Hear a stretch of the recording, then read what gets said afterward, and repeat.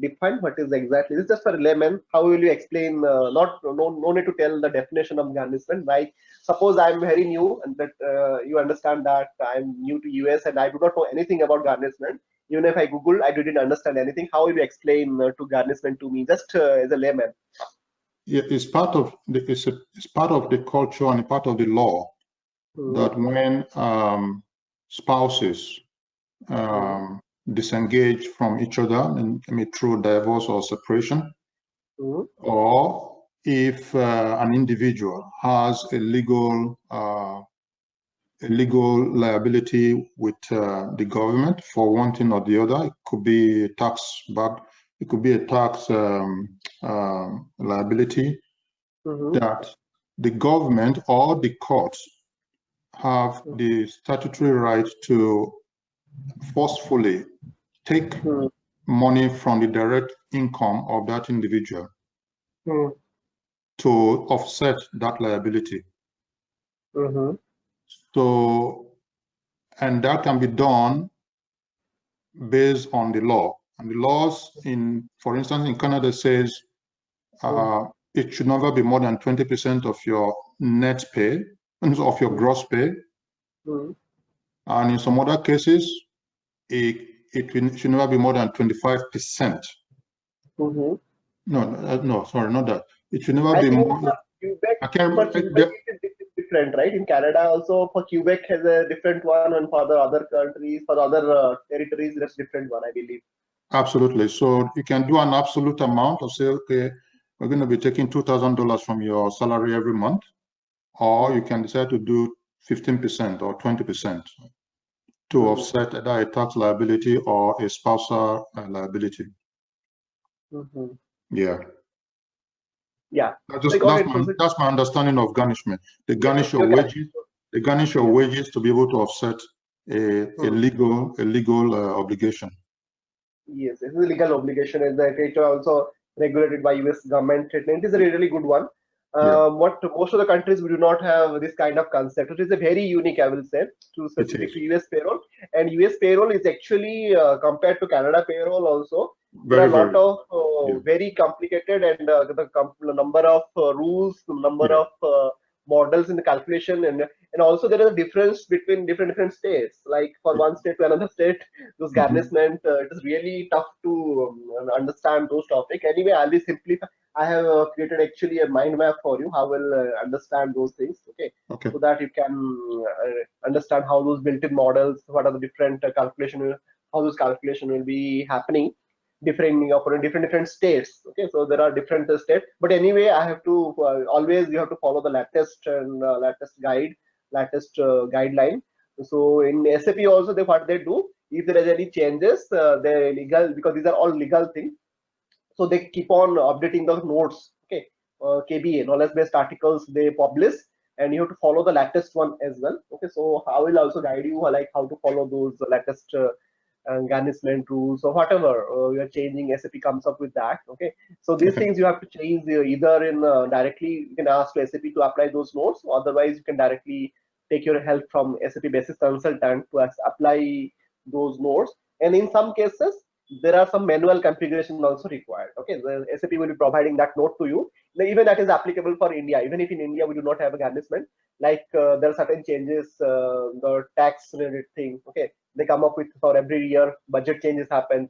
So there are certain manual configuration we have to change by going to a particular so and so table, so and so through node. So we do that every year end before we go for the next year financial year.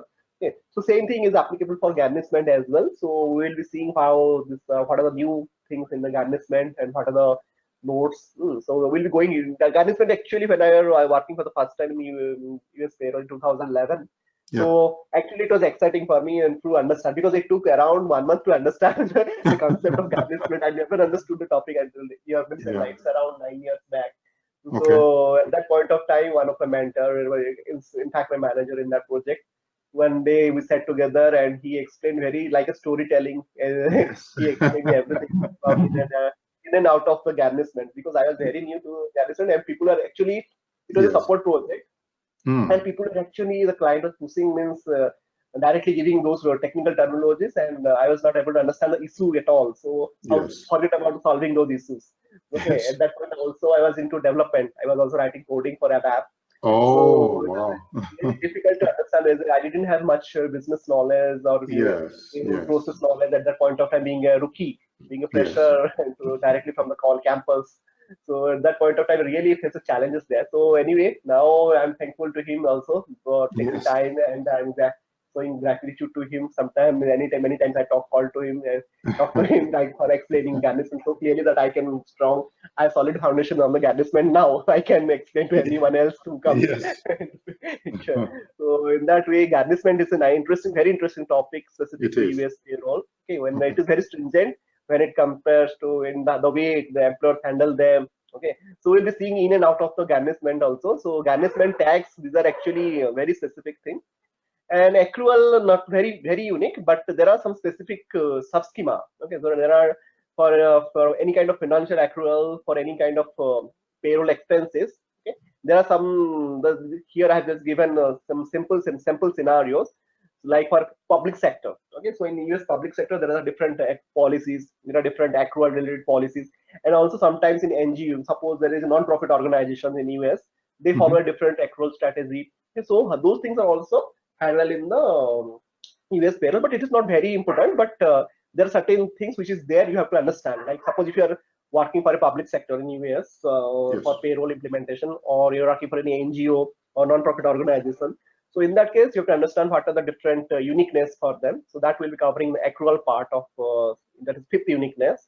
Sixth uniqueness, this I will be covering more detail whenever I will be discussing the finance integration. Okay, Okay. like how the GL for expenses and balance sheets are calculated, how those are configured, and what is an account payable for different vendor posting we do for tax and benefits deductions and all.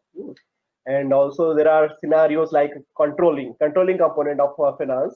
Okay, Mhm. once you do the cost central accounting, how this will post in your controlling, how to see those documents.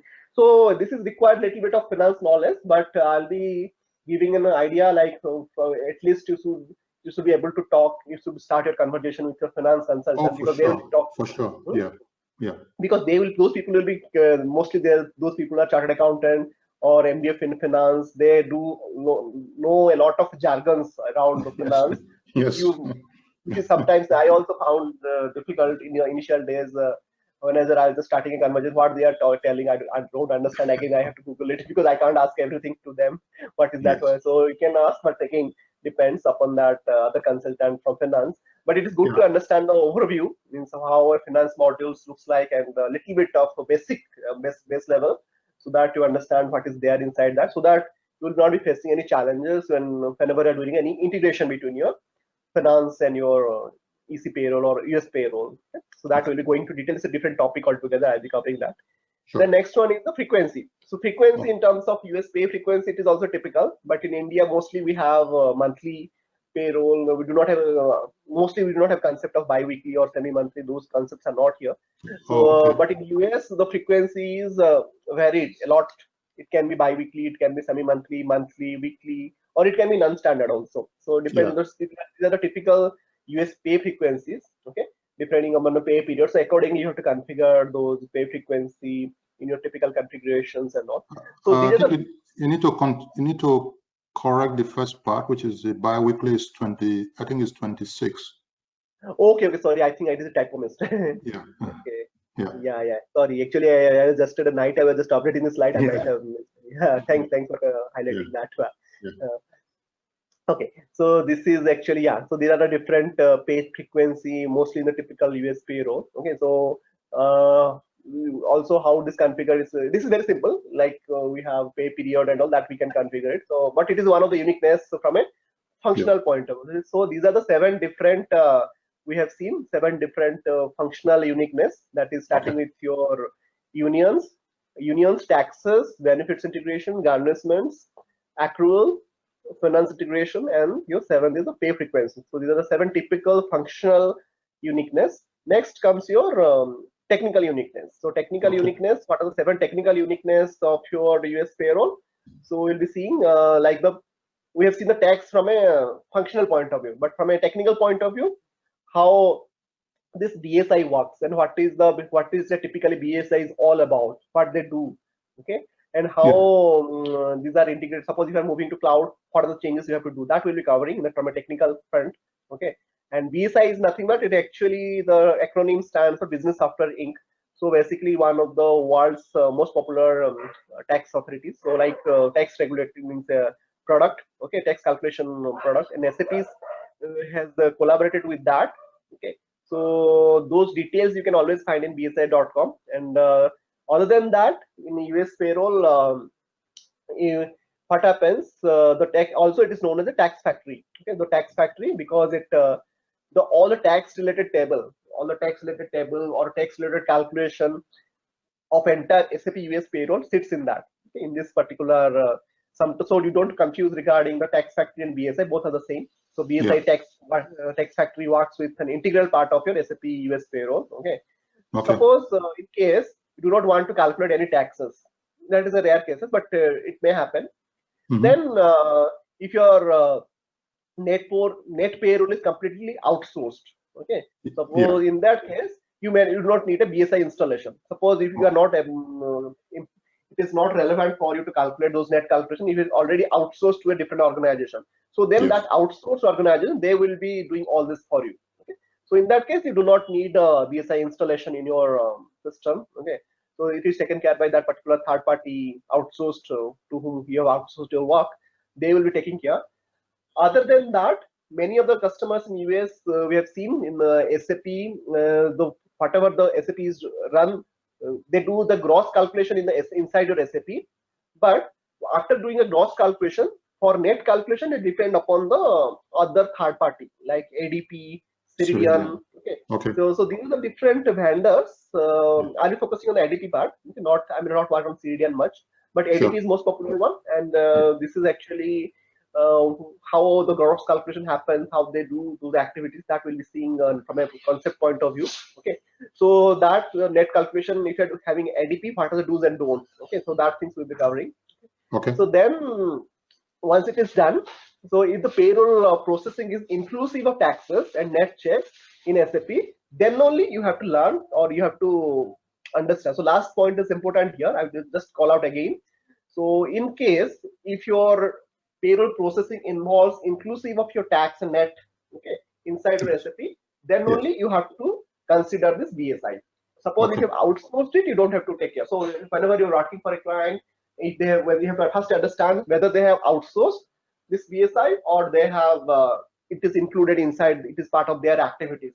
If it is part of their activities, then you have to go deep into BSI, what they are doing in currently, and you have to understand end-to-end things. So also you can advise them what are the things they are not doing, what are the things they are doing well, what are the things they are not doing well. Okay, so those things all we have to cover in the BSI part. So from a technical point aspect, we'll be covering those BSI tax product. We'll be understanding the product itself, okay, and how SAP innovated. Like after moving to EC payroll, what are the things that also I'll be focusing on? Like what are the things new things you have to do whenever you're moving to your EC payroll. Okay, that will be covering from a technical uniqueness point of view. And the remaining uniqueness, not much. So anyway, we'll be covering all these things like schema. There is this dedicated schema for US payroll. There are some dedicated PCRs, like SAP has delivered many rules in US schemas. But as there are many uniqueness as per the requirement, so we have to customize those rules depending upon you have to address those for our own requirement, new requirement. And as I was given this example, there is a rule called X023. Okay, it calculates your gross, but there is a rule U011 which generally processes your info type 14 earnings deductions. Okay, so there is a tremendous flexibility in US payroll for this kind of customization task. Okay, but one thing you have to understand, there is a myth here. Like people think that if you are moving to EC payroll, they do not have an option to change the schemas on PCR. That is actually not a fact. Okay, so the PCR